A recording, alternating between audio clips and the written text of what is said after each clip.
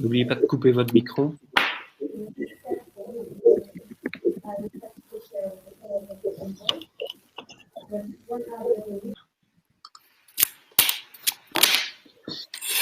Voilà, bonjour à tous. J'espère que vous êtes bien connectés, bien installés chez vous. Déjà, merci à tous de nous avoir rejoints de manière virtuelle aujourd'hui dans un contexte qui est toujours encore un peu délicat pour pouvoir se réunir, mais on espère pouvoir vous accueillir très vite dans nos locaux pour continuer les activités de maillage et de networking qu'on a l'habitude d'organiser. Avant de commencer, je voulais tout d'abord remercier chaleureusement les partenaires qui nous ont aidés à préparer ce workshop. Donc le cluster TWID, le cluster éco-construction et le CSTC, ainsi que tous les orateurs que vous aurez l'occasion de découvrir et de rencontrer par la suite dans les salons virtuels dans lesquels vous êtes arrivés avant les présentations. Rapide coup d'œil sur le programme de la prochaine heure. Donc, on aura la chance, dans un premier temps, d'accueillir Benoît Parmentier qui nous partagera l'analyse réalisée par le CSTC sur les enjeux et opportunités de l'IA en matière de construction et d'énergie. Ma collègue Magali vous présentera ensuite les opportunités de financement pour vos projets d'intelligence artificielle et plus largement vos projets de digitalisation. On accueillera ensuite Tanguy Dedro d'Apesco qui a participé au premier appel à projet Tremplin IA et qui nous fera un petit retour d'expérience de ce type de projet. Et on terminera ensuite par une session de pitch d'entreprises du secteur de l'énergie et du numérique qui vous présenteront des solutions qui répondent à ces secteurs. Alors, avant de nous quitter, donc comme je vous le disais, la plateforme Hermite permet de nous rejoindre ensuite dans des tables de discussion et de continuer les échanges. Donc, vous verrez que chaque orateur disposera d'une table. On vous invite bien évidemment à les rejoindre et à poser toutes vos questions suite aux présentations. Voilà, je ne vais pas m'étendre plus longuement. Je vais tout de suite passer la parole à Benoît. Si tu n'as pas été de nouveau éjecté de la plateforme, je te propose, Benoît, est-ce que tu es là? Parfait.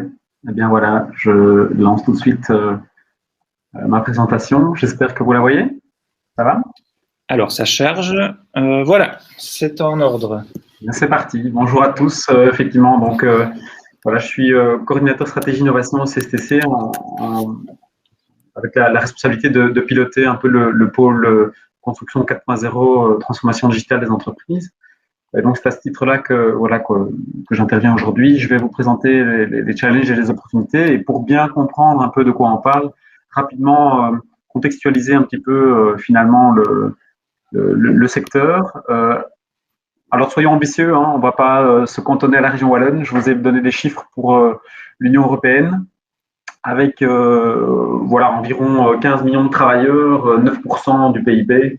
C'est évidemment un secteur qui pèse, 6,5% environ de l'emploi total, 100 milliards de chiffre d'affaires et plus de 3 millions d'entreprises au total, avec aussi des investissements assez importants en termes d'infrastructures. Donc bref, un marché très très important, mais on va le voir qu'il est caractérisé par pas mal de challenges. Bien sûr, il y a le niveau de productivité qui est toujours un petit peu inférieur à la moyenne du secteur de l'économie de manière générale. Il y a la prédictibilité qui est assez faible dans ce secteur-là. Il y a une fragmentation au niveau des acteurs. Il y a beaucoup d'acteurs différents qui interviennent à différents moments. Il y a des marges qui sont assez faibles. On va voir que pour le moment, il y a des moves, il y a des tendances par rapport à ça qui sont importantes. Puis voilà, il y a d'autres aspects, l'aspect collaboratif aussi qui n'est pas évident, l'impact sur les ressources, le climat et l'image un peu générique parfois de cow-boy, parfois de certains acteurs malheureusement. Mais à côté de ça, il y a aussi des éléments encore plus concrets et qui touchent à l'utilisation notamment de l'utilisation de technologies numériques et de l'IA en particulier, à savoir que l'environnement de travail est un environnement qui est dynamique et incontrôlable en fait la plupart du temps. Donc dynamique, ça veut dire bien sûr que un projet de construction, c'est C'est un bâtiment unique qui n'en fait pas deux fois le bâtiment, le même bâtiment, c'est rare évidemment. Et puis ce sont des équipes en fait qui arrivent sur un chantier localisé à un certain endroit avec des processus spécifiques.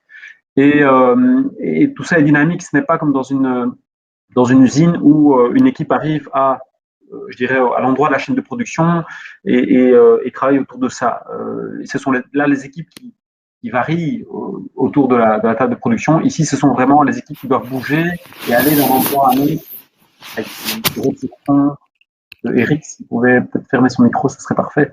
Mais donc, voilà, c'est un environnement qui est dynamique et qui bouge et qui est, voilà, qui est différent à chaque fois. Il y a aussi un contrôlable, évidemment, au niveau de la météo, et donc ça, je vous apprends rien. Et puis, il y a quelque chose que je voulais également signaler, c'était la vie du projet. L'échelle de temps, évidemment, est beaucoup plus grande. Quand on construit pour longtemps, heureusement. La plupart des projets ont un design de au moins 50 ans avant rénovation majeure et évidemment encore plus long pour les grands projets d'infrastructure qui sont à 100 ans, 120 ans, etc. Donc évidemment, par rapport à toute la thématique digitale, numérique, innovation, etc., c'est pas la même échelle de temps. Donc là, il y a vraiment un défi également sur lequel on doit s'atteler. Productivité, rapidement des chiffres, on avait fait des études, environ 80% des heures prestées sur un chantier sont des heures entre guillemets non productives, ça veut dire qu'elles ne participent pas directement à la fabrication, à la construction même de l'ouvrage. Bien sûr, c'est de la conception, bien sûr, c'est de la collaboration, bien sûr, c'est aller chercher des informations quelque part, aller chercher des matériaux, donc plein de choses qui sont nécessaires, mais malheureusement pas essentiellement productives à l'aspect construction. Il y avait une entreprise qui avait même fait une étude et qui avait mesuré que certains ouvriers marchaient 15 km sur une journée sur un chantier. 15 km, c'est-à-dire si vous faites le calcul, c'est quasiment la moitié de leur temps. Évidemment, c'est pas je dirais, c'est nécessaire parce que voilà, c'est la situation comme ça, mais malheureusement, c'est évidemment plein de gaspillage. Et donc le numérique, et on le verra plus tard, l'IA va pouvoir jouer un rôle par rapport à ça. De manière générale, le secteur, on résume avec, évidemment, au niveau client, une efficacité énergétique plus importante qui est souhaitée, du confort, de l'accessibilité en termes de financement, plus soutenable et plus safe en termes de prestations du bâtiment, comme la structure, comme l'accès, etc. Point de vue de l'entreprise, bien sûr, c'est productivité, plus vite, meilleure qualité, plus sécure pour les travailleurs. Hein, c'est un secteur qui, évidemment, a une image qui n'est pas très bonne aussi par rapport à ça, et moins pénible de manière générale. Et donc, globalement, le numérique va aussi rendre le secteur plus attractif. De point de vue sociétal, on a cet aspect soutenabilité, on en a un peu parlé, mais aussi de l'emploi local et de l'emploi plus qualifié qui est important pour le secteur dans le futur. Donc, le numérique va supporter toutes ces initiatives, tous ces grands objectifs au niveau du secteur. Et vous voyez les principales technologies sur lesquelles on travaille pour le moment dans le secteur. C'est multiple à différentes échelles. Bien sûr, la maquette numérique au centre, mais l'utilisation des drones, de la reconstruction 3D, donc tout ce qui est laser scanning, etc. Tout ce qui est smart manufacturing et logistics, tout ce qui est IoT capteur, data, on va voir ça. Ça va être également un élément très important pour l'IA. Tout ce qui est réalité augmentée, réalité virtuelle, et tout ce qui est simulation numérique de manière un peu plus générale. Et voilà, bien sûr, se greffe là-dessus des éléments comme tout ce qui est voilà, IA, blockchain, qui sont beaucoup plus disruptifs à certains égards, mais qui vont être qui peuvent être appliqués peut-être de manière transversale. Donc, si on démarre un petit peu avec l'IA dans la construction, qu'on analyse un peu la situation, sur ce graphique qui est de McKinsey, vous avez sur l'axe horizontal le niveau d'adoption actuel de la techno, et sur l'axe vertical, le niveau d'investissement qui est envisagé dans le futur. Vous voyez que la construction n'est pas hyper bien cotée pour le moment, que ce soit sur les deux axes. Et donc, il y a évidemment un effort à faire, et l'effort, on va le voir, il doit le passer par relever certains challenges, certains points bloquants sur lesquels je vais un petit peu discuter par après. Les use cases particuliers qu'on a identifiés sont traditionnellement appliqués sur l'ensemble de la chaîne de valeur. Pour un projet de construction, peut-être ici illustré de manière un peu trop linéaire, il y a la phase conception, planification, puis la phase de construction, fabrication des éléments de construction également, et puis l'opération du bâtiment, tout ce qui est maintenance, etc. Ça, c'est la façon linéaire. On a une façon un peu plus circulaire, évidemment, de travailler pour le moment, avec le même genre d'étapes, mais évidemment en allant jusqu'à la rénovation et la démolition du bâtiment, qui revient donc dans un concept d'économie circulaire, bien entendu. J'attire aussi rapidement juste l'attention sur l'aspect phase de projet. Vous le savez bien, au plus tôt on peut impacter le projet, au plus tôt on limite les risques en termes de coût du changement. Et donc la phase amont, la phase de faisabilité, de conception, est évidemment très très importante. Et donc il y a beaucoup d'entreprises qui essaient de consacrer beaucoup plus de moyens à ça pour résoudre les problèmes en amont et pas devoir les résoudre en aval, notamment sur le chantier, puisque ça coûte beaucoup plus cher et ça prend du temps. Des exemples assez classiques dans la conception, c'était tout ce qui était generative design, par exemple. Voilà, c'est quelques cas en fait qui illustrent l'application, où on va notamment faire des analyses transversales de différentes propriétés au niveau du bâtiment, de plusieurs niveaux d'exigence en termes d'acoustique, de structure, d'accessibilité, de performance thermique, etc. Et on va engager tout ça dans un processus d'évaluation globale du bâtiment, de sa performance, et trouver finalement les meilleures solutions d'un point de vue architectural, d'un point de vue équipement. Donc il y a pas mal de solutions logicielles qui maintenant s'articulent sur base de ça et qui se nourrissent évidemment, c'est le principe, de pas mal de projets de construction qui ont déjà été réalisés. Donc à la fois sur des modèles physiques, bien entendu, mais aussi pas mal de projets qui ont été évalués par le passé de manière positive et qui sont alors qui alimentent évidemment toutes ces nouvelles analyses.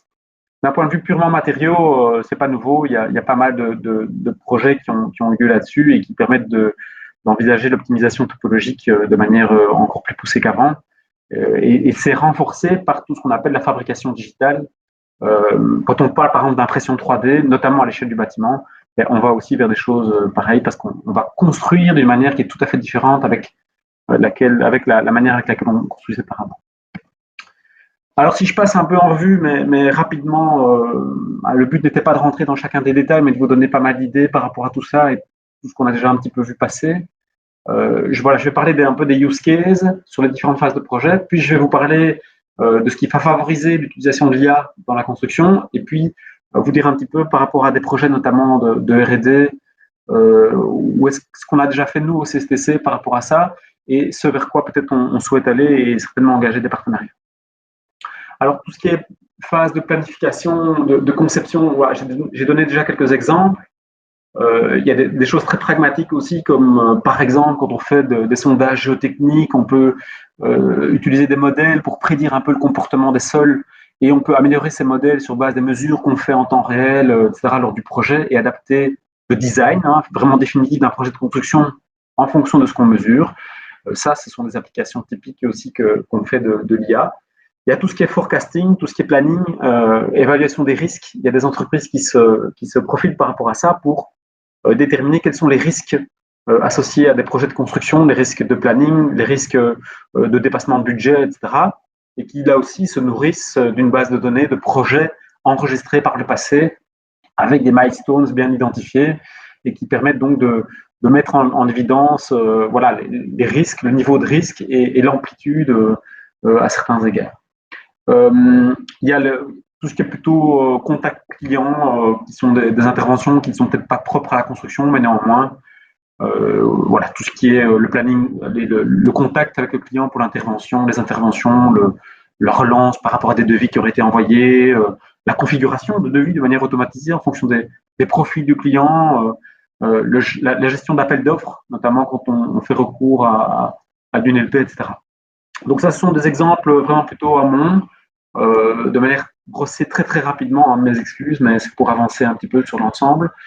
Pour l'aspect construction, on parle beaucoup d'aide à la mise en œuvre. Quand on voit les technologies comme casse augmentée, lunettes, etc., intelligentes, eh bien on peut peut-être profiter justement de l'IA pour mieux guider la mise en œuvre un peu des matériaux qui vont être placés en fonction de l'expérience qu'on peut avoir fait par le passé. L'aide à la décision, ça c'est un élément également important.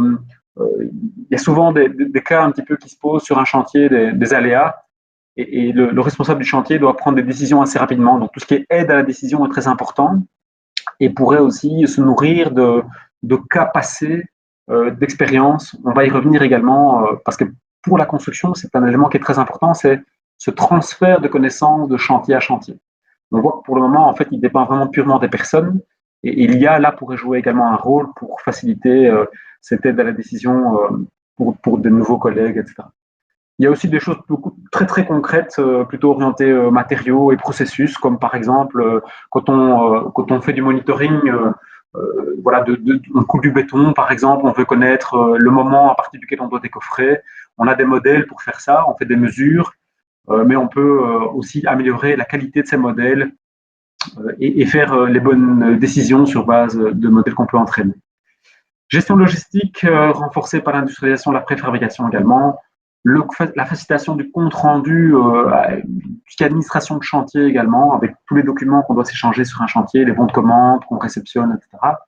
Là aussi, il est possible certainement de faire des avancées en termes, grâce à l'intelligence artificielle, pour, je dirais, accélérer les processus, reconnaître les documents plus facilement, reconnaître les acteurs, reconnaître les phases de chantier, etc. La sécurité également très importante, l'identification de tout ce qui est dispositif de sécurité, de zones à risque. Ça, c'est vraiment des cas classiques qu'on va illustrer par après.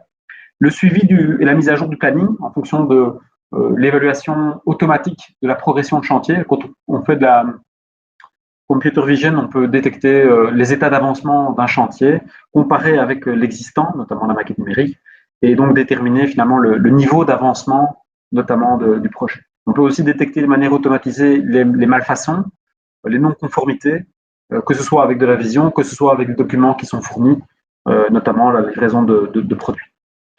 Charge administrative, j'en ai déjà parlé, et puis tout ce qui est aussi, on essaie de voir un peu au niveau, notamment l'automatisation de la robotique sur le chantier. On peut aussi aider certainement tout ce processus en fonction de tout ce qui aura été développé en termes d'expertise, de contrôle, de mesure, de monitoring, d'un certain nombre de captation d'informations en live sur le chantier. Gestion du stock et des matériaux. Quand on détecte, encore une fois, avec la vision, l'état d'un stock, eh bien, si on arrive à le lier avec le planning, etc., eh bien, il y a évidemment un processus qui est accéléré par rapport à ça.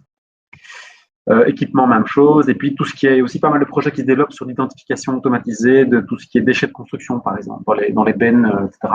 Ça peut faciliter, bien sûr, cette transition. Quelques exemples de détection automatique sur base de vision, bien entendu.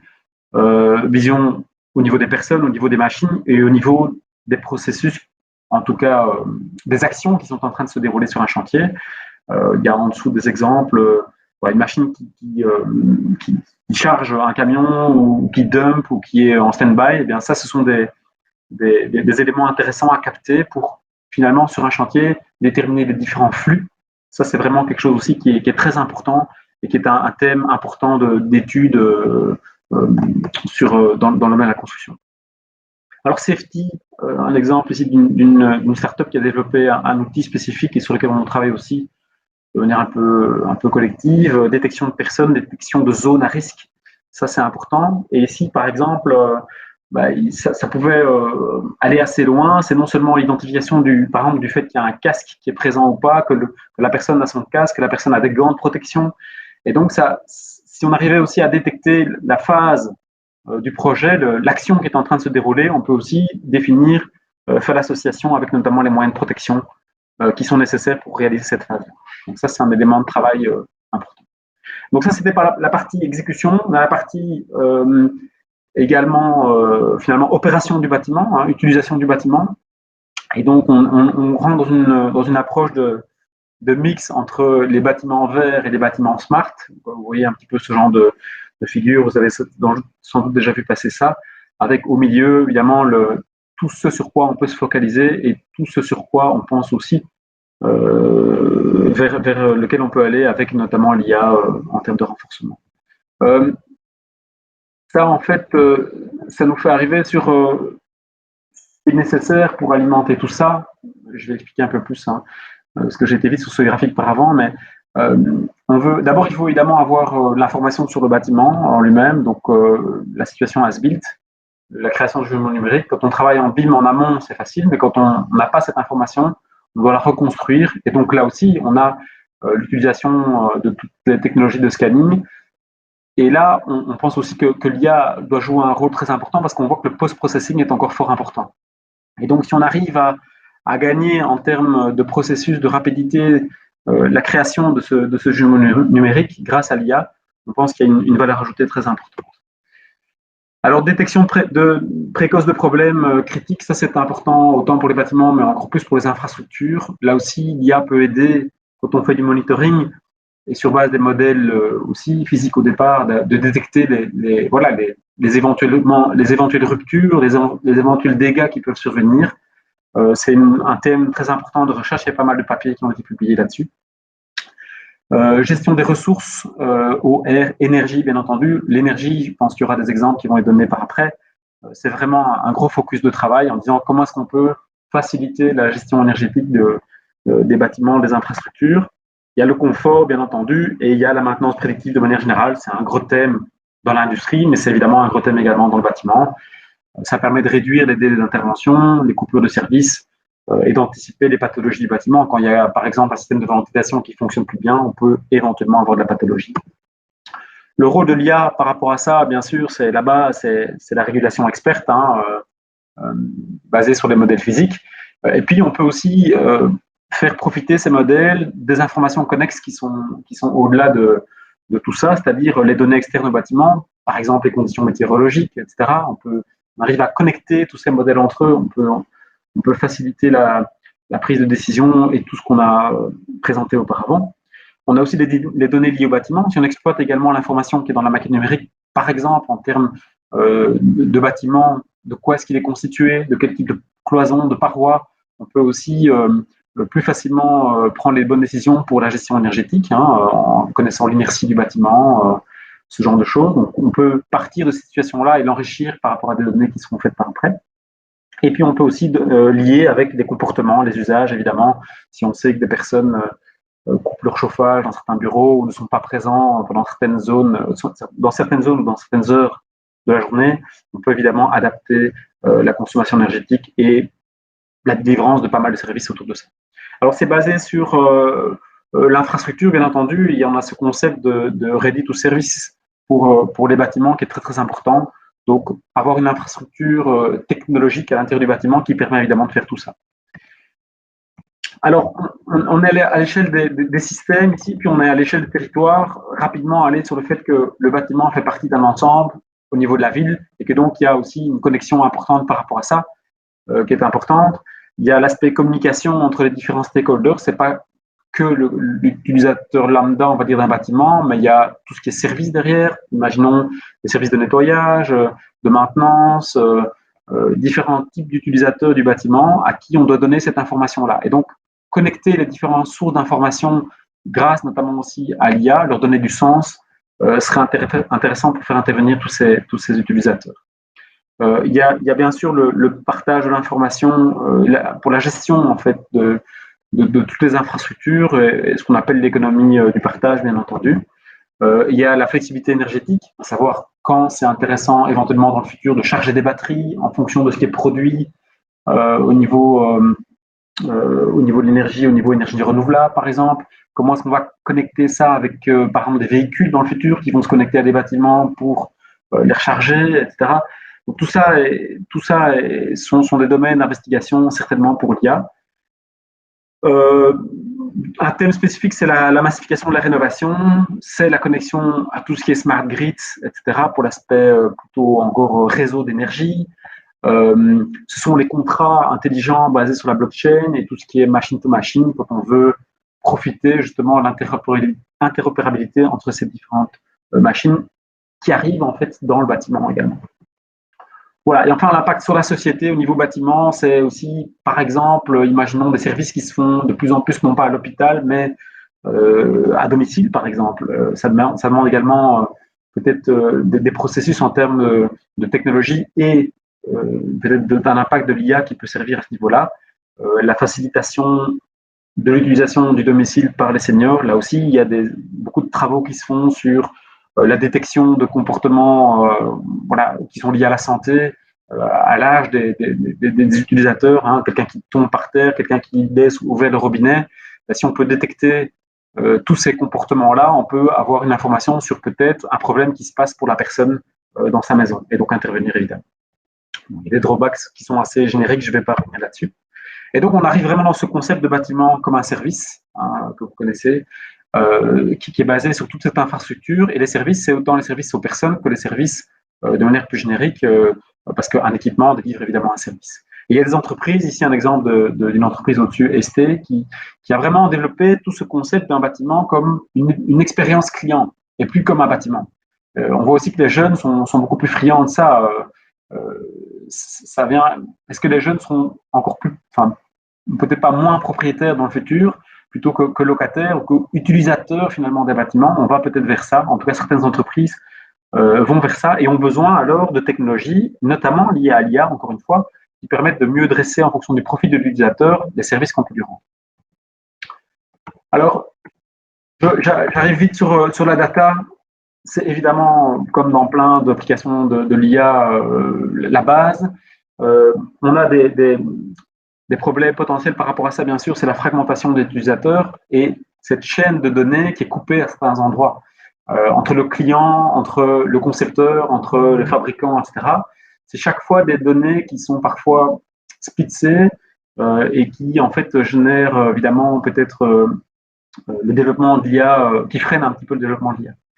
Il y a le fait que les données ne sont pas toujours bien structurées. Bien souvent, voilà, sur des chantiers, on a juste des fichiers Excel. Donc, il y a de plus en plus quand même d'entreprises qui font du monitoring, mais ça commence seulement. Et puis, il y a cet aspect de partage, un peu de compétition parfois entre les acteurs. Et le partage veut dire aussi la responsabilité par rapport aux data, qui n'est pas évidente à gérer dans un projet de construction. Par contre, ce qui facilite bien sûr, c'est le BIM. C'est aussi le City Information Model à l'échelle plus générale. Et tout ce qui est objet connecté, tout ça va pouvoir générer de l'information. Et si on applique les bons modèles dessus, eh bien on peut en profiter. Et puis la transition évidemment énergétique et écologique. Vous le savez, au-delà de la data, c'est information, connaissance, sagesse. Je voudrais juste mentionner qu'au départ, dans la construction, on avait un peu de data. De manière digitale, c'était pas encore beaucoup. Mais c'est surtout, en fait, finalement, l'expérience du chef de projet qui allait faire en sorte qu'on allait pouvoir en profiter par après sur un autre projet de construction. Ici, l'IA va nous permettre de générer évidemment ça de manière un peu plus formelle et donc de faire ça interpénétrer finalement les processus et les acteurs et de mieux documenter les projets de construction et donc d'engendrer un peu cette mutation, ce décloisonnement en fait du secteur, notamment entre des acteurs qui vont plus collaborer plutôt que d'être en compétition. Les prérequis pour tout ça, c'est voilà, bien sûr la qualité des données, la fiabilité des données, le nombre de données qui sont générées, c'est les technologies et leur interopérabilité. Ça, c'est vraiment un élément important, notamment dans tout ce qui est smart, bien entendu, mais au-delà de ça, c'est comment faire communiquer un peu toutes ces technologies, tous ces équipements entre eux pour que là aussi, on n'ait pas un défaut à un moment de communication ou de valorisation sur l'ensemble de la chaîne de valeur. Le processus d'innovation par rapport au rythme de l'innovation de la City, j'en ai un peu parlé au tout début. Il y a la transparence. Quand on fait de l'IA, il faudrait assurer cette transparence pour pas qu'il y ait un effet un peu de lock-in, qu'on se dise, voilà, on ne sait pas trop ce qu'il y a dedans et donc on est un peu bloqué avec un fournisseur, on ne sait pas trop quoi faire par après. Il y a l'autonomie du bâtiment qui doit être garantie, évidemment, pour son fonctionnement. Il y a tout ce qui est skills pour les personnes qui doivent utiliser l'outil. Il y a un peu cet aspect également en termes de gestion sur le free to quit, ça veut dire parfois on a envie de ne pas se laisser faire, on a envie d'avoir un comportement propre, personnel, et pas se faire imposer un comportement par l'IA, par un système de gestion domotique, etc. Et là, il y a une sensibilité des utilisateurs à cet égard. Il y a aussi peut-être cette image un peu de crainte qu'on a par rapport à l'IA, le fait que ça peut remplacer des jobs, ça c'est un élément qui est important et qui est transversal également. Il y a les investissements qui sont nécessaires. Et puis la compétition, il y a beaucoup d'entreprises qui ne se posent peut-être pas encore trop la question, mais Amazon a investi près d'$1 milliard dans une entreprise de préfab récemment. Et leur idée, c'est évidemment de profiter aussi de l'IA par rapport à tout ça. Voilà, je vais terminer avec quelques exemples de R&D sur lesquels on travaille, que vous voyez un peu abordés ici, notamment en termes de sécurité. Ça, c'est vraiment, comme je le disais, des cas d'études qui nous semblent vraiment très intéressants. L'aspect logistique planning, et l'aspect inspection, contrôle, inventaire, contrôle qualité et inventaire. Ça, ce sont vraiment des éléments pour nous qui, dans le futur, seront très, très intéressants en termes également d'énergie, gestion énergétique et rénovation également, bien entendu. Et donc, ça, c'est quoi? C'est, par exemple, des tests qu'on a fait chez nous avec des collègues sur l'identification de fissures, de corrosion, etc. Ça se fait de manière assez intéressante, mais on voudrait aller plus loin dans le futur. Identification des dispositifs de sécurité. Vous voyez que même Willy Boursu a joué le rôle du testeur ici, avec des résultats intéressants, mais bien sûr, là aussi, il y a moyen d'aller plus loin. Et puis, il y a l'identification, l'inventaire, par exemple, des produits dans un bâtiment. Quand on fait du recyclage, de la rénovation, c'est très intéressant. Et on a des collègues qui ont un peu travaillé là-dessus pour détecter les surfaces, les quantités de produits qui étaient à l'intérieur d'un bâtiment. Voilà, donc je termine là-dessus en disant, bien sûr, pour une entreprise de construction, le but, c'est d'identifier le use case qui est le plus intéressant, où elle a le plus grand impact, et donc de voir un peu le coût qui est associé à ça en termes de développement. Il faut des compétences en interne, il faut trouver des experts. Vous êtes là aujourd'hui, donc je pense que c'est vraiment le but et qu'on trouve des moyens financiers pour avancer dans tout ça. Si vous voulez aller plus loin par rapport à ça, et ça fait partie d'un projet plus large qui s'appelle Build for World, qui est un projet de démonstrateur construction digitale, n'hésitez pas à scanner le QR code que vous voyez là. Avec le support de la Wallonie, de Digital Wallonia, on a développé pas mal de case studies et il y en aura certainement autour de l'IA. Et on vous attend certainement pour collaborer là-dessus. Voilà. Super, merci Benoît pour ta vision très éclairante et inspirante. Je propose peut-être de garder vos questions pour Benoît et de lui poser directement dans les sessions de networking par la suite. Alors, on a pris un peu de retard, donc je vais challenger maintenant ma collègue Magali pour essayer de rattraper un petit peu de temps. Magali, est-ce que tu peux partager ton écran et présenter les opportunités de financement via Digital Wallonia for AI et alors les projets de digitalisation aussi. Tu es là, Magali? Ah, ton micro est fermé. Voilà, vous m'entendez? Est-ce que le partage a fonctionné? Le partage ne fonctionne pas pour le moment.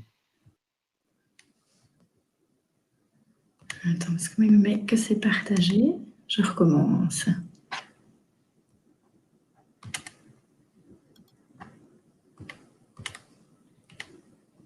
Maintenant? Toujours pas. Oui, il me met que c'est partagé, par contre. Il y a un petit souci technique. On dirait qu'on va encore prendre du retard. Désolée. Donc, l'objectif, ce serait vraiment de vous présenter ici Digital Wallonia for AI et en fait les mécanismes voilà, qui permettent de financer ces recherches et de voir un peu justement comment l'IA peut aider par rapport à ces différents challenges. Alors, vous l'avez vu ici avec l'intervention de Benoît Parmentier pour le secteur de la construction et pour les projets liés à l'énergie. Il y a quand même pas mal d'enjeux, pas mal de réflexions qui peuvent se mener. Grâce à Digital Wallonia for IA, qui est un programme qui est porté par l'Agence du numérique, l'Infopole, Agoria et le réseau IA, il y a deux mécanismes notamment qui, je pense, peuvent être intéressants pour vous et qu'on voulait vous présenter. Alors, le premier mécanisme, c'est le mécanisme Start IA et le deuxième mécanisme, c'est le mécanisme Tremplin IA. Je vais faire très rapidement pour rattraper un tout petit peu le retard, mais vous donner quand même un peu de détails sur ces deux mécanismes. Alors, Start IA, l'objectif, c'est vraiment de se dire, OK, je ne sais pas encore à quoi l'IA pourrait tout à fait servir, mais j'ai bien compris qu'il y a des opportunités et je voudrais analyser ces opportunités. Alors là, le Start IA, c'est en fait un expert IA qui vient dans votre entreprise pendant 3 jours. C'est vraiment 3 jours de consultance qui vous sont dédiés et il va analyser en quoi l'IA pourrait répondre aux problèmes que vous rencontrez. L'objectif est d'avoir, au terme de ces 3 jours, un espèce de plan d'action et en tout cas envisager quelques opportunités pour votre entreprise. Le Start IA, il va avoir un lancement pour cet appel à projet. Ce sera un lancement qui sera ouvert en continu pour la prochaine année et ce lancement sera fait d'ici quelques semaines. Pour le tremplin IA, là, on est vraiment dans la mise en place de démonstrateurs. Donc, en fait, là, vous devez déjà avoir une idée, savoir ce sur quoi l'IA pourrait vous aider et vous voulez tester la faisabilité. Donc, là, on est dans l'étude de faisabilité technique. Ici, on est sur un appel à projet qui permet de financer jusqu'à 25 000 €, qui est 75% du montant total du projet que vous voulez mener. Ce lancement, il y aura un lancement au mois d'automne pour ce projet Tremplin IA individuel en automne 2021. Je voulais également mettre un petit peu l'accent sur un appel à projet qui est l'appel à projet Tremplin IA collectif, où là, l'objectif, c'est aussi d'être dans la mise en place de démonstrateurs, donc d'études de faisabilité technique. Vous avez déjà une idée précise de comment l'IA pourrait vous aider et vous souhaitez tester cette faisabilité. Mais ici, dans le Tremplin IA collectif, c'est un petit peu différent dans le sens où il faut un consortium. Ce n'est pas juste une entreprise bénéficiaire et un prestataire IA, c'est une entreprise bénéficiaire, un prestataire IA et une autre entité, d'autres bénéficiaires, parce que l'objectif d'Époque Tremplin collectif, c'est vraiment d'avoir ce caractère collectif, ce caractère sociétal, pouvoir démontrer que ce que vous allez tester, finalement, va pouvoir bénéficier à l'ensemble d'un secteur. Et là, le financement peut aller jusqu'à 60 000 €, ce qui représente 75% d'un projet de 80 000 €. Ici, pour les tremplins IA collectifs, les dossiers doivent être déposés pour le 15 février 2021. Donc là, on est dans 2 semaines. Peut-être déjà justement avec les projets sur lesquels le CSTC vous a mentionné son intérêt et un travail en cours, ça peut peut-être vous donner des idées pour un tremplin collectif.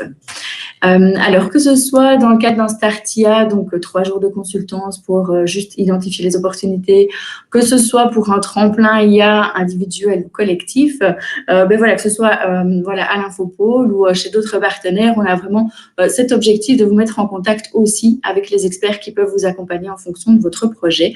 Donc n'hésitez pas à nous contacter pour avoir plus d'informations, pour qu'on puisse vous guider dans ces différents appels, dans ces différents outils et mécanismes qui existent, et aussi pour vous mettre en contact avec des experts IA qui peuvent vraiment répondre à votre projet. Voilà, je vais laisser maintenant la parole aux autres orateurs pour aller plus loin dans des use cases qui j'espère, vous inspireront pour la suite.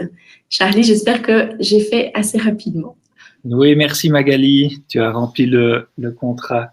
Alors, qui de mieux pour compléter ta présentation, Magali, qu'un acteur qui a participé à un appel à projet Tremplin IA. Donc ici, on a la chance d'accueillir Tanguy Detraux de chez Dapesco qui a réalisé un projet de POC collectif lors du premier appel à projet Tremplin IA. Et donc, voilà, parfait. Tanguy, je vois que tu partages déjà ton écran, donc je vais te céder la parole. Merci. Vous m'entendez correctement? Oui, on t'entend. Oui. Et vous avez l'image aussi? On a l'image aussi. Ok, parfait. Donc, merci Magali pour l'intro effectivement sur le tremplin IA. En 2 mots, qui est-ce qu'on est et ce qu'on a fait dans le cadre du tremplin IA, mais je ne vais pas y passer beaucoup de temps. Ce que je veux vraiment faire, c'est vous donner un retour d'expérience par rapport à la rentrée d'un projet dans le cadre du Start IA et puis du tremplin IA, puisqu'on a fait les 2. D'autant plus que voilà, nous on a été vraiment emballés par la façon dont ça s'est passé et par rapport à plein d'autres moyens d'obtenir des financements ou de l'aide en tant qu'entrepreneur et industriel, j'ai envie de dire. Voilà, en 20 ans, j'ai jamais eu l'occasion en région wallonne d'avoir une équipe aussi dynamique et efficace en face de moi. Et ça, je crois que ça vaut la peine d'être souligné parce que c'était vraiment, vraiment un plaisir de travailler avec eux. Donc, Dapesco, en 2 mots, on est un bureau d'études, on est basé à Louvain-la-Neuve, on développe du logiciel pour faire du suivi de performance énergétique de bâtiments. Donc, depuis une vingtaine d'années, on met des capteurs dans des bâtiments, des compteurs d'élec, de gaz, d'eau, de chaleur, peu importe. On rapatrie ces données par Internet et on a des serveurs qui analysent tout ça. Ça fait évidemment des gros volumes de données, puisqu'on suit plusieurs dizaines de milliers de bâtiments, des bâtiments publics, des aéroports, des hôpitaux, des industriels, un peu de tout. Et nos clients sont des gros consommateurs d'énergie, puisque c'est des factures d'énergie cumulées, donc pas par site, mais sur l'ensemble de leur site, entre 10 et 100 millions d'euros. Donc ça fait quand même des gros volumes. Tremplin IA, c'était quoi? C'était un appel à projet, je ne m'étends pas dessus, Magali en a parlé. C'est adressé, et ça c'est important, à des entreprises qui ont un siège en région wallonne, mais vous pouvez faire un partenariat, que ce soit collectif ou pas d'ailleurs, avec une entreprise qui n'est pas nécessairement basée en région wallonne. Dans notre cas, on a bossé avec une boîte à Louvain-la-Neuve pour le Start IA, et on a bossé avec une autre boîte qui était à Anvers, qui s'appelle Faction, pour la partie intelligence artificielle, pour différentes raisons sur lesquelles je vais revenir. Magali vient de dire, le dossier doit être rentré dans une dizaine de jours. Ça n'est pas du tout impossible, hein. Nous, on a fait un dossier qui tenait, à mon avis, une dizaine de pages. Donc, on n'est pas du tout sur un projet Europe, on n'est pas du tout sur un projet région wallonne. Donc, voilà, il y a moyen d'être efficace. Donc, c'est Startia, pour faire simple. Quelques pages de dossier pour présenter un peu ce que vous souhaitez faire. L'idée, c'est on dégrossit pour voir si effectivement l'IA peut vous aider dans l'un ou l'autre métier dans votre entreprise. C'est un expert externe qui vient regarder ce que vous faites et qui vous dit, tiens, je pense que là ou là, il y aurait moyen d'optimiser vos procédures ou vos process au travers de l'IA. Nous, quand on a démarré Startia, on avait déjà une vue très très claire de ce qu'on voulait faire, donc c'était un petit peu différent. Et personnellement, voilà, ça n'engage que moi, je suis arrivé de façon très très agnostique en me disant, est-ce que si j'amène une brouette de chiffres à un serveur, il va être capable de trouver des trucs intelligents ou intéressants derrière, sans lui dire de quoi il s'agit et sans lui dire ce que je recherche. Et en fait, Startia m'a permis, en tant que non spécialiste de IA, de découvrir qu'en fait, quel que soit le métier que vous allez mettre ou que vous allez réaliser, l'intelligence artificielle sans une compétence métier, ça ne sert à rien, ça ne marche pas. Donc, il faut passer du temps, il faut expliquer à votre partenaire en IA ce que vous cherchez et lui va probablement, enfin je vous le souhaite en tout cas, vous aider à optimiser ce process, à l'accélérer, à le rendre plus efficace. Mais si vous ne lui dites pas ce qu'il faut chercher ou ce qu'il faut trouver, l'IA, elle ne va pas vous sortir toute seule des résultats. Donc ça, c'était pour nous le projet Startia. De là, on est passé à Tremplin IA, et donc on était en version collective, donc on a eu un budget de 60 000 € pour travailler avec Ores et Faction sur un projet que je vais rapidement décrire juste après. Je le mets, le dossier était accepté en moins d'un mois, donc ça a été vraiment hyper rapide, hyper efficace. Ce n'est pas le niveau que vous pouvez obtenir avec une avance récupérable, puisque là, les budgets sont beaucoup plus conséquents, mais le dossier est beaucoup plus complexe et ça prend plus de temps. Et c'est encore moins ce que vous pourriez obtenir auprès d'un projet européen, mais là, il faut 1 an pour réaliser votre dossier complet. Et a priori, vous allez travailler sur des budgets qui seront en millions d'euros avec des partenaires dans d'autres pays. Donc, on vise vraiment... L'objectif du tremplin IA, c'est de faire un proof of concept rapidement, efficacement, et de pouvoir valider si ça vaut la peine d'aller plus loin ou pas. Et personnellement, je trouve qu'un budget de 60 000 pour faire cette partie-là, c'était, en tout cas, nous c'était pas confortable, hein, on s'est pas gavé dessus, loin s'en faut, mais ça permet quand même de faire quelque chose, et en une année de Covid, c'était sympa aussi d'avoir cette petite poire-là en plus. Donc, ce qu'on a fait, nous, c'est qu'on a démarré Startia en 2 mois fin 2019, avec Euranova à Louvain-la-Neuve, qui est une société spécialisée en IA, mais qui n'avait pas nécessairement de compétences dans nos métiers. Donc, comme je le disais, Startia, ça nous a permis d'identifier que, en fait, si vous arrivez chez des gens qui sont brillants au niveau intelligence artificielle ou algorithmique, c'est bien, mais s'ils ne comprennent rien à votre métier, ou s'ils n'ont pas de compétences dans votre métier, il y a encore beaucoup, beaucoup de chemin à faire. Donc, on a basculé... on a eu du bol, hein, il faut le reconnaître, on a trouvé la société Faction, et il se fait que dans la société Faction, un de leurs ingénieurs ou chercheurs était un gars passionné par l'énergie et qu'il avait déjà bossé sur des trucs un peu similaires à ce que nous voulions faire. Donc ça a été super intéressant pour nous parce qu'on a eu des vues croisées, mais c'est ce que je mets en point 3. Il ne faut pas croire que vous arrivez avec votre cahier des charges, vous passez la main et que tout revient tout cuit. On a dû mettre des ressources internes. J'ai des gens qui ont bossé sur le projet pendant plusieurs semaines. Et c'est en partie à ça qu'a servi le budget de 60 000 € qu'on a touché pour un projet global d'à peu près 85 000 €. Je le mets en rouge. Si pas de données dispo, pas de résultats, ça paraît peut-être très simple, mais vous allez le voir. Un des problèmes qu'on a eu dans le projet Julia, c'est qu'en fait, une des cibles qu'on avait visées, il n'y avait pas de données historiques au niveau des consommations d'énergie, puisque c'est ça qu'on cherchait. Et donc, on a dû se rabattre sur d'autres types de bâtiments pour lesquels on avait des données. Mais si on avait vraiment voulu faire ce qu'il y avait dans le projet initial, malgré la participation d'Ores au projet, ce n'était pas gagné du tout. Voilà, budget super transparent, c'est assez simple. Vous faites 3 points d'étape, vous dites mes 60 000 €, voilà à quoi je vais les utiliser. Tous les 2-3 mois, on fait un petit point pour voir où on en est dans le budget, ce qui bloque pas, les avancements du projet. Et on avait, nous, une libération des fonds dans les 15 jours, 3 semaines qui suivaient la déclaration de créance. Donc, c'était vraiment efficace. Et c'est important pour ceux qui ont des trésors un peu tendus.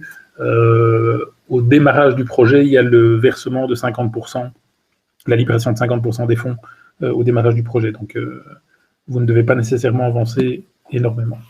Alors, on voulait faire quoi, nous, dans le cadre du POC? Je ne vais pas vous lire ce qui est écrit, mais en 2 mots. Les gestionnaires de réseau, Réci, Belga, Resa et compagnie, ont des données de consommation d'énergie de bâtiments. Nous, on est capable, en y ajoutant des données météo, des données de température, de vitesse de vent et autres, d'identifier d'éventuelles anomalies dans la consommation des bâtiments. Et l'idée, c'était que l'IA nous aide à analyser toutes ces données de façon la plus automatique possible. Aujourd'hui, on est déjà capable de faire ce genre de choses, on le fait depuis des années, mais pour chacun des sites, voilà, il y a un setup qui est un peu manuel, il faut déterminer des périodes historiques, il faut déterminer des seuils d'alarme et autres, et tout ça, ça se fait pour une part encore de façon manuelle, donc chronophage, et donc incompatible avec un scale-up important. L'idée du projet, c'était de voir ce qu'on pourrait faire. Et donc, pour faire très très simple, je ne vous donne pas tous les détails, mais en gros, on a, si vous aviez un tableur Excel devant vous, première colonne avec des dates, deuxième colonne avec des consommations d'énergie, et puis vous mettez tous les facteurs externes. Alors là, c'est une température ou le jour de semaine ou le fait qu'on soit la nuit, le jour. Vous pouvez en mettre d'autres. Nous, c'est comme ça qu'on fonctionnait au niveau IA. Et en fait, il faut identifier des corrélations entre les paramètres externes dont on a des données prévisionnelles et la consommation qu'on souhaite modéliser de façon à dire si la conso réelle est bien correcte ou pas. Il y a moyen de faire ça dans Excel, ça prend un peu de temps. Nous, l'idée, c'était de l'automatiser le plus possible. Et donc, le principe, c'est de dire, mon tableur, il y a un moment où mes données kilowattheures, elles s'arrêtent parce qu'on est maintenant, et ce que je veux savoir, c'est combien je vais consommer dans le futur. Sachant que j'ai des prévisions météo, que je sais que demain, on sera vendredi, et que demain, à 8 heures, on sera en journée et pas la nuit, et d'autres paramètres externes. Et donc, ce qu'on a voulu faire, c'était modéliser toutes les corrélations qu'il pouvait y avoir pour pouvoir déterminer le profil de consommation. Et donc, c'est là qu'on est rentré un peu dans le vif du sujet, en se disant, c'est sympa de donner tout ça à des algorithmes d'IA, mais ces algorithmes, ils ont besoin de toute une série de paramètres. Est-ce qu'ils doivent tenir compte de la saisonnalité? Est-ce qu'ils doivent tenir compte de données qui seraient éventuellement foireuses? Est-ce qu'ils doivent détecter des données foireuses dans l'échantillon? Est-ce qu'il doit faire des modèles différents sur les différents jours de semaine et autres? Et donc, le POC nous a permis d'identifier tous les paramètres qu'on devait mettre en plus dans cette partie algorithmique, ou tous les paramètres qu'on devait donner à l'algorithme pour finalement, et là je vous fais la version commerciale, arriver à un truc génial qui marche super bien. En bleu, vous avez les consommations réelles. En vert, vous avez la prédiction qui est réalisée par notre algorithme Julia. Et donc, on voit effectivement qu'on a des modèles qui fit plutôt bien par rapport aux consommations du site en question. Mais il ne faut pas se leurrer, entre les données historiques, mon tableau avec mes données historiques, et le fait d'arriver à ces paramètres en vert, il y a tous ces paramètres à configurer. Et ça, de nouveau, à terme, on veut l'automatiser, mais ça peut prendre un peu de temps, surtout si vous n'êtes pas hyper pointu en maths et que vous ne comprenez pas l'impact des uns ou des autres. Donc ici, version courte, ça a bien marché, on arrive à des modèles intelligents, et ça nous permet de détecter, par exemple, c'est ce que vous avez ici, qu'en date du 5 novembre, à partir du 4 novembre, vous aviez un profil qui était en bleu à peu près à 50 kW la nuit, et tout d'un coup, ce profil, il a pris 10 kW dans la vue, il est monté plus haut, alors que le modèle, qui est en vert, indique que ce n'est pas sur base des paramètres extérieurs qu'on peut justifier une telle augmentation. Et en l'occurrence, il y a un groupe de chauffage qui s'est allumé et qui est resté allumé donc 24 heures sur 24, et qui n'était pas nécessaire parce que la température extérieure ne le justifiait pas. Donc, bingo pour nous, on a un algorithme d'intelligence artificielle qui fait du forecast et qui nous permet de détecter plus vite et plus facilement des anomalies de consommation chez nos clients. Objectif atteint. Donc, ce qu'on a fait avec Startia, c'est mieux comprendre ce que permettait ou ne permettait pas l'IA. Et je le mets, une compétence métier du partenaire, c'est quand même un bel atout. Le tremplin IA nous a permis de réaliser un POC qui est déjà intégré dans nos outils, donc on a pu aller plus vite que prévu ou plus loin que prévu sur certaines choses, mais on a encore un peu de taf sur le fait d'apprivoiser, de paramétrer les données, puisque ça marche bien sur des sites de type X, mais pas sur des sites de type Y. Retour d'expérience, le Start IA est très très bien si vous ne savez pas trop dans quel domaine vous pourriez utiliser de l'IA. Donc c'est plus pour goûter un peu au buffet et se dire tiens, est-ce que je préfère les pêches au thon ou la salade d'olive. Ça c'est pas mal, ça vous permet d'avoir un petit truc, une petite vue en quelques jours, c'est bien. Après, si vous voulez ou si vous savez ce que vous aimez et ce que vous voulez faire, Tremplin IA est vraiment bien pour convertir cette idée et valider que votre idée est bonne et qu'il y a moyen d'en faire quelque chose au niveau concret. Procédure simple, efficace, je le dis, je le répète. Équipe dynamique, je le dis, je le répète et je le répète. Voilà, donc nous, on a été vraiment emballés, ça s'est super bien passé. Le nombre de places est évidemment limité, c'est normal, mais je ne peux que vous recommander de participer à cet appel à projet. Voilà, je pense que j'ai fait le tour. Je serai dispo tout à l'heure pour des questions s'il y en a. Ben merci Tanguy pour ton retour d'expérience par rapport à Tremplin IA. Ça fait plaisir de voir que voilà, ce type d'appel à projet suscite l'adhésion des entreprises. Magali, tu voulais ajouter quelque chose? Je vois que oui, voilà, c'est allumé. Peut-être juste pour rebondir sur le fait qu'effectivement, dans ce cadre de projet, pouvoir avoir l'expert qui finalement connaît votre secteur, connaît bien la problématique que vous allez devoir aborder, on l'a entendu plusieurs fois, c'est quand même un élément clé et de succès.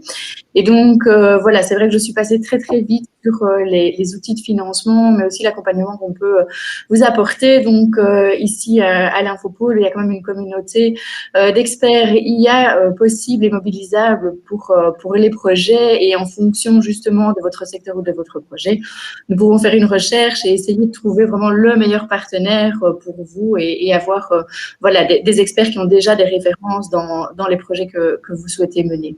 Donc, n'hésitez vraiment pas à contacter les partenaires de Digital Wallonia Foria, parce que c'est vrai que toute l'équipe a à cœur de se mobiliser pour vous accompagner dans les projets. J'ai remis le lien vers l'appel à projet Tremplin IA et je vais vous remettre également le lien vers Digital Wallonia Foria et vers l'Infopôle pour que vous puissiez avoir les contacts si nécessaire. Voilà. Merci Magali pour ces précisions. Je vous propose à présent de passer à la session de pitch, où voilà, on aura des acteurs qui vont vous présenter des use cases en lien avec l'énergie et la construction. À commencer par Olivier de chez Enside, qui, je vois, vient d'activer sa caméra. Bonjour Olivier, est-ce que tu sais nous partager ton écran? Bonjour à tous, oui, je suis en train de le faire, je ne sais pas si vous voyez. Voilà. C'est en or, tu peux mettre en full screen. Voilà, super, merci. Super, bonjour à tous, merci en tout cas pour l'invitation.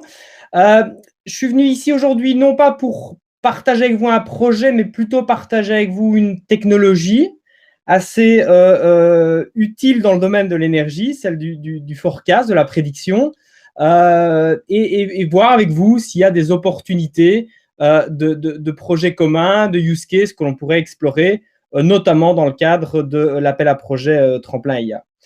Avant de rentrer un peu dans l'aspect forecast, prédiction, je voulais juste prendre une petite minute pour peut-être introduire rapidement Insight pour ceux qui sont peut-être moins familiers avec nos activités.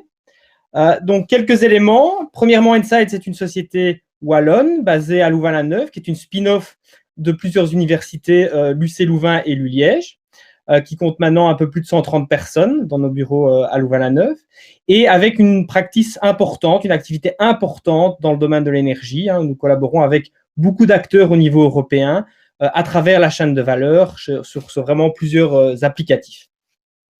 Avec l'IA, l'intelligence artificielle vraiment au cœur de nos activités étant un peu notre ADN. Donc, on ne s'est pas découvert une nouvelle passion pour l'intelligence artificielle maintenant que le sujet est très très chaud, c'est quelque chose qui est vraiment dans notre ADN depuis toujours et dans notre raison d'être, avec une expertise forte sur un panel assez large de technologies. Parce qu'on utilise le terme AI, mais en fait, l'AI, c'est une famille assez large de différents types d'algorithmes, de technologies, que ce soit l'apprentissage supervisé, non supervisé, ce qu'on appelle le reinforcement learning, d'autres types de technologies analytiques comme le constraint programming. Enfin, c'est une boîte à outils très large sur lequel il faut aussi pouvoir appliquer la bonne technologie pour le bon problème. Et il y a plein de challenges liés à la transition énergétique qui ont besoin d'aide à la décision, qui peuvent recourir à l'aide de l'analytique, mais il faut pouvoir aussi choisir la bonne techno pour pouvoir vraiment générer de la valeur. Alors, pas mal de challenges dans la transition énergétique qui peuvent être répondus par de l'AI, et en particulier la question du forecast, puisqu'on a évidemment une pénétration grandissante des énergies renouvelables, on a une électrification de notre société, on a également des changements importants dans le mix énergétique, ce qui nous crée un système énergétique plus incertain, avec plus de risques, plus de variabilité, plus de volatilité, et un désir de plus en plus naturel à recourir à du forecast, de la prédiction, pour réduire cette incertitude, pour minimiser le risque, pour aussi, dans un certain nombre de cas, en bénéficier de cette volatilité, pouvoir capturer un certain nombre d'opportunités grâce à cela. Et donc, c'est dans ce contexte-là que nous avons développé depuis maintenant plusieurs années une plateforme de forecasting dédiée au domaine de l'énergie. Et que je vais rapidement ici parcourir avec vous quelques éléments notables. On pourra évidemment en discuter beaucoup plus en détail lors des tables rondes. Alors, tout d'abord, un premier élément, c'est l'aspect AI, puisque c'est une plateforme qui est centrée sur la technologie de l'intelligence artificielle, qui combine différents types de technologies, d'algorithmes, des réseaux de neurones, des arbres de régression, les hybrides de la manière la plus adaptée possible, qui a pour but de pouvoir fournir aussi des approches probabilistes, puisque le tout n'est pas d'avoir un forecast, mais peut-être aussi d'avoir une idée sur le niveau de confiance, une intervalle de confiance par rapport à ces forecasts. Et aussi, dernier élément très important, c'est l'aspect transparence. L'AI a la mauvaise tendance souvent d'être un peu boîte noire. On sait ce qui rentre, on sait ce qui sort, mais on ne sait pas très bien pourquoi. Et alors qu'on est dans un domaine énergie qui est quand même plutôt un domaine d'ingénieurs qui aiment comprendre, qui aiment comprendre les raisons d'une décision. On est dans un domaine aussi régulé où il y a besoin de pouvoir rendre des comptes sur les décisions. Et donc, où il y a un focus, on a mis pas mal de recherche d'innovation là-dedans sur le fait de pouvoir comprendre, avoir la transparence, de l'explainabilité sur les décisions de l'intelligence artificielle. Alors, le tout n'est pas évidemment d'avoir le meilleur algorithme, c'est aussi de pouvoir l'intégrer, l'amener vers l'utilisateur avec une expérience utilisateur, une interface, du monitoring, une intégration facile avec les données. Donc ça, c'est évidemment un aspect plutôt software qui est également très important. Et puis, une dernière dimension qui est peut-être la plus importante et qui fait lien avec ce que Tanguy a aussi amené comme point, c'est l'importance d'intégrer la connaissance métier, l'expertise métier. Il y a parfois un peu un fantasme dans l'AI de penser qu'un algorithme va pouvoir, le même algorithme, apporter une valeur le matin dans le domaine de l'assurance et l'après-midi dans le domaine de la construction. Il y a un besoin d'expertise métier et de pouvoir intégrer cette expertise métier dans l'approche, mais même également dans l'algorithme. Et donc, c'est cette raison pour laquelle notre plateforme a été vraiment construite avec les acteurs de l'énergie, à travers la chaîne de valeur. Vous voyez quelques noms de nos clients sur la gauche du slide, et permettent, avec cette expertise énergie, combiner un peu le meilleur des deux mondes, une expertise métier avec une technologie d'intelligence artificielle, et ainsi répondre à pas mal de use cases différents. Il y a plein de sujets à prédire dans l'énergie, les prix, il y a les charges, les consommations, comme Tanguy le montrait, les aspects également de congestion dans le réseau, des aspects également d'équilibre. Donc, il y a beaucoup de choses à prédire dans le domaine de l'énergie. Et donc, voilà, cette plateforme vise à pouvoir répondre à pas mal de use cases et je serais ravi de pouvoir discuter aussi avec vous si vous avez des sujets en tête, des applicatifs avec des besoins forecast, avec la capacité de pouvoir aussi explorer de manière facile. On travaille typiquement aussi avec une phase de proof of concept, de ce qu'on appelle une phase de match, de voir si sur base des données qui sont disponibles, sur base de la techno, s'il y a un match, si on arrive à amener de la valeur, puisque la question des données disponibles est importante, et vraiment pouvoir voir si, on arrive à faire la différence avec cette technologie DAE. Merci Olivier, merci. Sans plus attendre, je vais passer la parole à Yves Thomas de chez GIM. Yves, est-ce que tu es là? Je suis là, oui. Super. Voilà. Je partage mon écran. Je pense que mon écran arrive. Voilà, ça charge, c'est en ordre. La parole est à toi, merci. Bonjour à tous. Donc voilà, moi je m'appelle Yves Thomas, je suis Business Development Manager chez GIM. Et donc l'objectif ici, dans les 5 minutes qui me sont allouées, c'est d'essayer de présenter les expertises de GIM dans le domaine de l'intelligence artificielle et en lien avec la construction et l'énergie.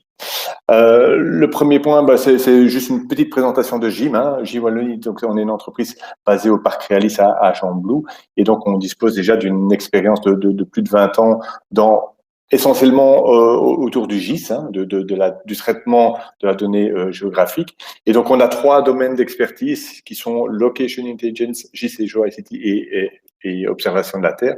Location Intelligence consiste simplement à traiter les données géospatiales et temporelles afin d'en tirer vraiment tout le potentiel de ces données. GIS et GeoICT consiste simplement à mettre en place des environnements SIG, donc des environnements qui permettent de traiter la donnée cartographique et de développer des applications cartographiques. Et le troisième domaine, rapidement, c'est l'observation de la Terre, donc qui nous permet de traiter des images et d'en extraire toute l'information. Dans ce domaine-là, on commercialise des images satellites provenant de différents fournisseurs. Et donc, depuis maintenant 2 ans maintenant, on a intégré complètement la technologie d'intelligence artificielle dans nos technologies. Premièrement, pour traiter les images et d'en extraire, d'améliorer le traitement des images et d'en extraire de manière plus aisée et plus rapide de l'information. Et deuxièmement, dans le traitement des données géospatiales. Alors, depuis quelques années maintenant, on a développé un produit qui s'appelle BenMap et qui est on s'est lancé en fait dans la création d'un jumeau numérique. Et donc, ce jumeau numérique, c'est BenMap. Il a été initialement créé afin de répondre à des problématiques de gestion des adresses, dont la qualité laissait à désirer et dont le positionnement restait un enjeu majeur pour un certain nombre de sociétés. Et ce jumeau numérique, nous l'avons fait évoluer au cours des années. On l'a élargi en fait simplement en intégrant les différents composants de la ville et en augmentant la description de ces composants, qui sont les bâtiments, les rues, etc., afin de répondre à des problématiques, à différents cas d'usage que sont la mobilité, la planification urbaine, mais on va voir aussi tout à l'heure l'énergie. Alors, quelques cas d'utilisation de l'intelligence artificielle chez GIM, c'était par exemple les quelques cas d'usage, c'est par exemple la détection des nouvelles constructions. C'est essayer de détecter au plus vite le fait que des constructions se font et changent un peu le paysage. Le fait aussi de pouvoir classifier les bâtiments selon leur âge. Donc ça, c'est un véritable challenge. Et c'est un challenge qui peut être important si on pense, par exemple, au fait de détecter les bâtiments à risque concernant l'amiante, la présence d'amiante. On sait que la présence d'amiante, c'était à une certaine époque. Donc, l'âge du bâtiment est vraiment essentiel. 2 autres cas d'usage. Oui, c'est simplement une illustration de l'évolution des images que l'on traite et de détecter sur base de ces images alors la présence permanente de nouveaux bâtiments d'année en année sur base des images. Donc, 2 autres cas d'usage qui sont l'utilisation effective du sol, savoir si, justement, on a parlé tout à l'heure, des bâtiments se construisent, mais aussi quelle est l'évolution de la végétation, est-ce qu'on installe des piscines, est-ce qu'on installe des panneaux solaires, etc. Ça, c'est un autre cas d'usage. Et le dernier que je peux citer, c'est par exemple la classification des toitures selon leur type, selon le type de matériaux, selon la structure du toit. Alors, Nous, on s'est concentré alors ici depuis maintenant quelques années, enfin depuis 2 ans, on va dire, sur l'aspect énergétique des bâtiments. Puisqu'on avait ce jumeau numérique qui offrait déjà un énorme potentiel d'analyse, l'idée c'est de pouvoir mieux déterminer le potentiel énergétique des bâtiments et aussi sur l'aspect communauté d'énergie. Donc, une fois qu'on connaît le potentiel d'énergie d'un bâtiment, une fois que l'on connaît la source de production éventuelle d'énergie, ben, on peut relier ces deux consommateurs-producteurs par des communautés d'énergie. Et donc, les applications de ce jumeau numérique dans l'énergie, c'est évidemment, comme je viens de le dire, assez nombreux. Hein, les applications sont nombreuses. On parle d'analyse du potentiel ou l'analyse réelle de la production d'énergie, la consommation, la production et les communautés d'énergie. Oui. Yves, est-ce que tu peux clôturer? Oui, j'ai juste un petit slide. Bon, voilà. Et l'autre, j'ai terminé juste par ceci pour montrer l'exemple de Charleroi, la ville de Charleroi, où on a fait cette analyse du potentiel des bâtiments de la ville de Charleroi en compagnie avec un bureau d'études, lié par exemple à la géothermie. Voilà, un exemple. Voilà, je voulais terminer en vous disant merci et à bientôt dans les tables de conversation. Merci.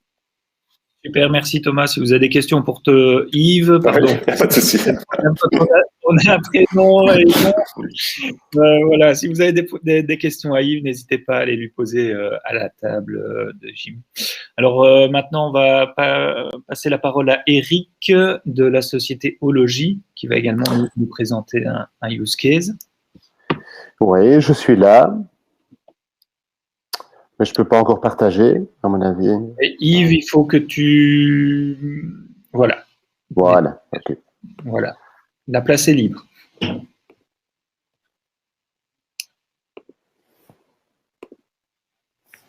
Voilà. Vous voyez? À mon avis, ça doit arriver. Voilà, ça charge. Ok.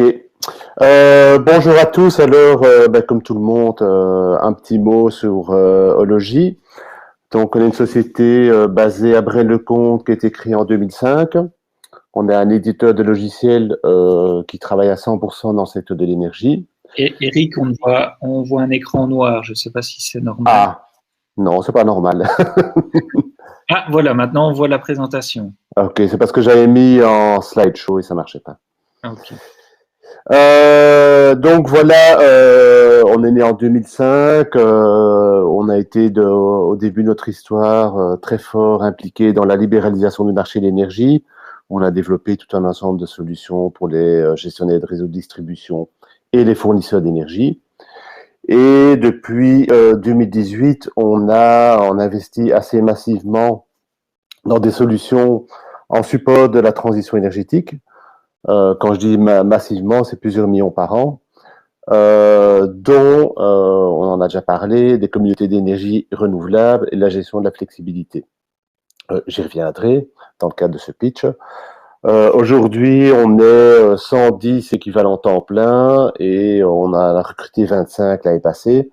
Donc, on est en très forte croissance et on est constamment à la recherche de ressources. Alors, vous voyez ici, ça c'est le portefeuille d'applications qu'on a développé ou que nous sommes en train de développer pour la gestion de la flexibilité et les communautés d'énergie. Et dans le cas de ce pitch, peut-être une petite parenthèse, communauté d'énergie, on est vraiment un des acteurs en Belgique le plus présent. Bon, on a une trentaine de projets en cours, on a des projets de R&D, des projets exception tarifaire, donc on est vraiment, on a développé une compétence assez poussée. Mais dans le cadre de ce pitch construction et énergie, là, je me suis concentré sur l'application qu'on appelle HAU Flex, qui est destinée à gérer la flexibilité disponible au sein d'un portefeuille d'actifs. Et donc, en début de présentation de ce webinaire, on a parlé des bâtiments qui devenaient des centres de services, mais c'est vraiment dans ce cadre-là qu'on souhaiterait investiguer avec des partenaires la possibilité d'utiliser de la flexibilité disponible au sein de ces bâtiments et de la valoriser sur les marchés de l'énergie. Donc, c'est vraiment fait le lien entre le bâtiment et le reste du monde, c'est-à-dire le marché de l'énergie. Bon, ça c'est un petit peu, je viens de le dire, et donc ici, ce qu'on veut faire, c'est mettre en place un POC, pardon, qui permettrait de connecter une solution d'énergie au Building Management System à notre solution HEU Flex de gestion de la flexibilité, qui elle a son propre algorithme d'optimisation et qui cherche à valoriser au mieux la flexibilité disponible au sein d'un bâtiment ou au sein d'autres assets. Donc les partenaires qu'on recherche, c'est évidemment des sociétés qui disposent d'un portefeuille d'assets au sein d'un bâtiment et qui, a priori, ont déjà un EMS ou un BMS installé, parce que sinon, ça prendra trop de temps, à mon avis, dans le cadre du tremplin IA à installer. Et nous, on peut amener des partenaires universitaires, technologiques et de marché pour terminer la boucle du pitch, enfin du POC. Oui, c'est ça. Et donc, le but, en fait, de ce POC, c'est de vraiment retirer au maximum la valeur d'un asset flexible, d'énergie flexible, en la revendant sur le marché. Voilà, j'ai été très vite, je pense, mais c'est très bien. Voilà, bien. Moi j'ai fini. C'est clair. Merci Eric pour ce partage de projet. Donc, si vous êtes un partenaire potentiel, n'hésitez pas à contacter Eric. Alors maintenant, on va passer la parole à Michael Jean Motte. Michael, est-ce que vous êtes là? Ah voilà, on vous entend. Voilà, on vous invite à partager votre écran. Parfait.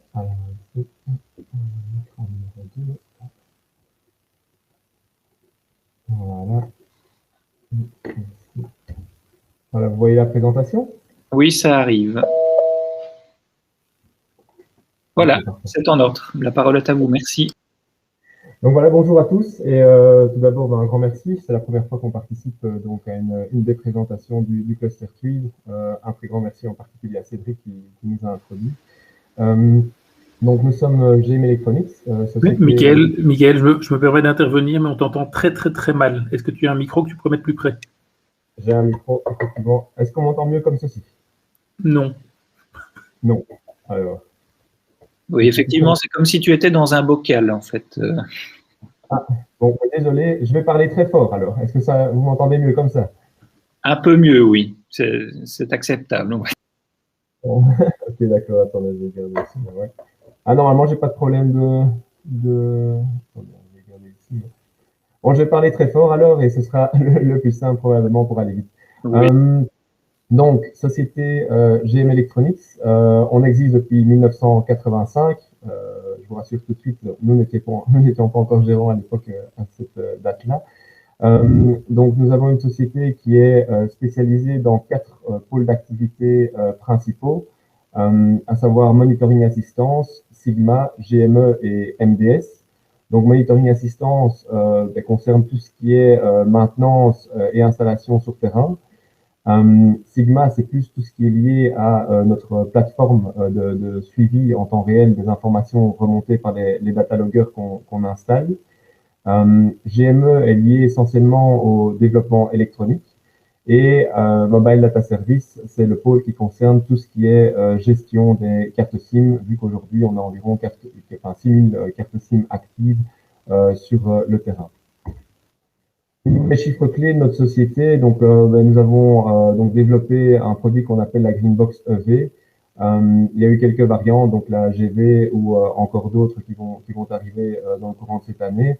On a 2500 boîtiers qui ont déjà été fournis vers du résidentiel ou de l'industriel. On monitore environ 8000 devices à ce jour et un parc en particulier pour le photovoltaïque qui est aux alentours des 30 MW crête avec 120 contrats de maintenance pour poursuivre ces installations.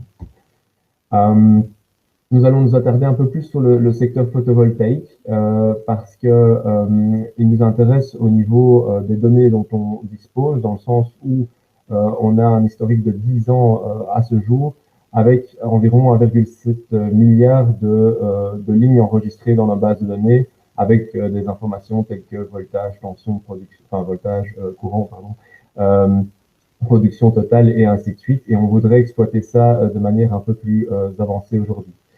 En parallèle à ça, j'attire juste l'attention sur le fait qu'on monitore aussi des immeubles à appartements ou des chantiers, parce que ça a été introduit en début de présentation.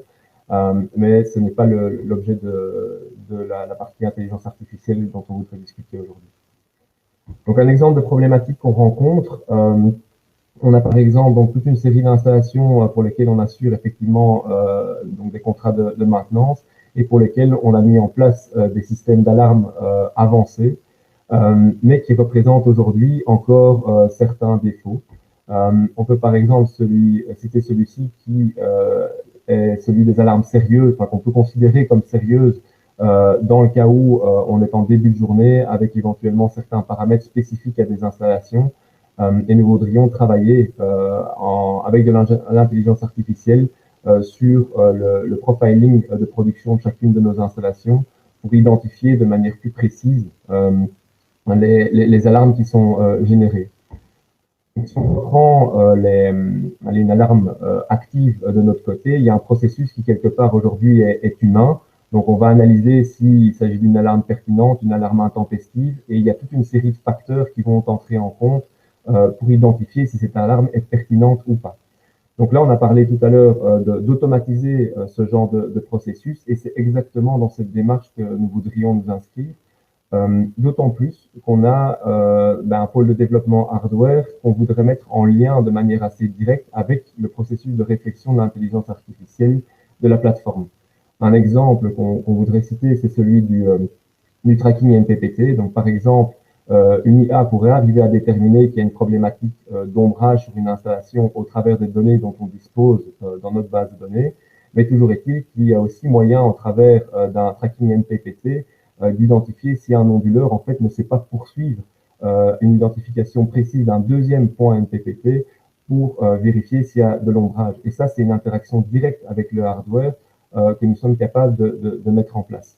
Donc, on évalue aujourd'hui qu'il y a une possibilité d'interaction hardware-plateforme qui, au final, pourrait être extrêmement intéressante dans les business cases qui nous occupent.